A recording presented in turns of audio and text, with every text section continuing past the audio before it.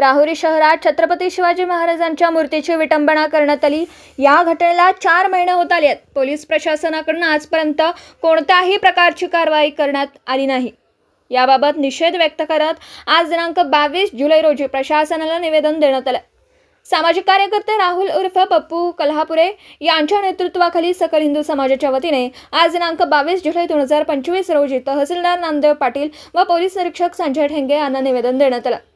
त्यात म्हटलंय की अखंड हिंदुस्थानाचे आराध्य दैवत युगपुरुष श्री छत्रपती शिवाजी महाराज यांच्या राहुरी शहरातील पुतळ्याच्या विटंबनेच्या घटनेसंदर्भात अद्यापपर्यंत कुठल्याही आरोपीला अटक करण्यात आली नाही। याच्या निषेधार्थ राहुरी तालुक्यातील समस्त शिवप्रेमी व सकल हिंदू समाजाच्या वतीने राहुरी पोलीस स्टेशन येथे जाहीर निवेदन सादर करीत आहोत।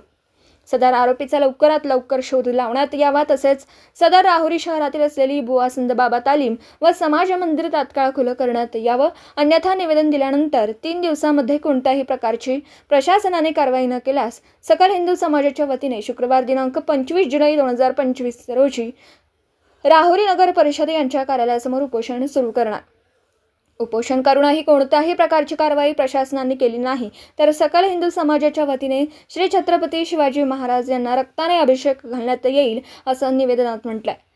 निवेदनावर राहुल उर्फ पप्पू कल्हापुरे, बबन राऊत, दीपक शिंदे, शाबाज शेख, अमोल साळवे, प्रवीण सत्रे, आदित्य ठाणगे, किरण ससे, बबन बर्डे, परशु माळी, अनिकेत गुंजाळ, विलास बर्डे, सूर्यकांत वाकचौरे, विजय सनारे, ज्ञानदेव कदम, अनिल बर्डे, चंद्रमन पवार आदींच्या सह्या आहेत। दीपक साळवेसह न्यूज 14 राहुरी। आपल्या राहुरी शहरात मध्यवर्ती भागात असलेली बुवा संतबाबा तालीम या तालमीमध्ये एक छत्रपती शिवाजी महाराजांचा पुतळा ठेवलेला होता। त्या पुतळ्याची विटंबना झाली। 4 महिने झाले, त्याचे आरोपी सापडले नाही। ते आपला भाग नाही, ते प्रशासनाचा भाग आहे।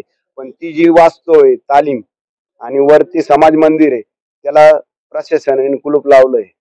तर तिथं जे पैलवान आहे त्या पैलवानांना प्रॅक्टिस करता नाही आली आणि आता थंडीचे दिवस, इथून पुढे पोरांचा प्रॅक्टिस सुरुवात होणार, त्याच्यामुळे ते आम्हाला ती तालीम उघडून द्यावी प्रशासनाने, या निवेदन आहे। या निवेदनानंतर पुढचं नियोजन करणार आहेत।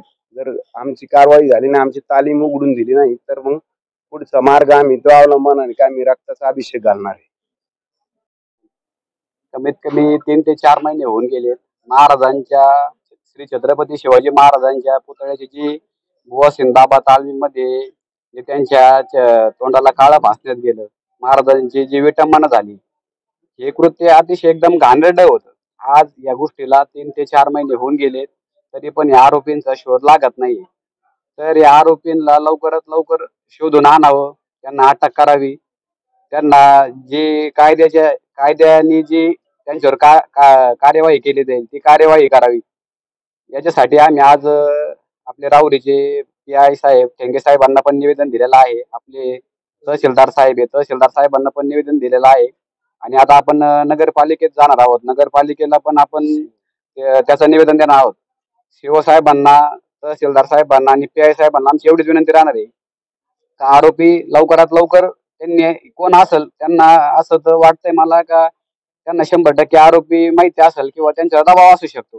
आता शेवट प्रशासन आहे, प्रशासनावर दबाव असल्यानंतर प्रशासन त्या गोष्टीला काही करू शकत नाही। पण मग माझं एकच म्हणणं आहे, समजा तिथं जे बुवा संतबाबाची जी तालीम आहे, आज तिथं बरेचसे पैलवान लढताय, वरती समाज मंदिर आहे, गोरगरिबांचे तिथं कार्यक्रम होत आहे। आज या गोष्टीला, त्या तालमीला सील ठोकल्यामुळं ते गोरगरिबांचे जे कार्यक्रम होते, आज त्यांना 2 रुपये दुसरीकडे देऊन कार्यक्रम करावा लागू राहिले किंवा या पावसामध्ये त्यांचे कार्यक्रम कॅन्सल होत आहे, नाही का। आणि बुवा संतबाबा खाली तालीम असल्यामुळं पैलवानांचे आज कुस्ती खेळायचं त्यांचं जे क्रीडा आहे त्याच्यासाठी पण खूप प्रॉब्लेम येतोय, नाही का। तर त्यांनी लवकरात लवकर ती तालीम पण खोलून द्यावा, नाही का। जर ती तालीम खोलून नाही दिली तर आज मंगळवार आहे, आज आपण त्यांना निवेदन दिलेलं आहे। शुक्रवार पासून बेमुदत उपोषण केलं जाईल आणि शुक्रवार, शनिवार, रविवार या 3 दिवसामध्ये जर आपल्याला कुठल्याही प्रकारचं असं काही वाटलं नाही का आरोपींना अटक झाली नाही किंवा ते उद्या तालीम खोलली नाही, तर आपण एक रविवार सोमवारच्या दरम्यान महाराजांना रक्ताने अभिषेक घालणार आहे, एवढं बोलतो।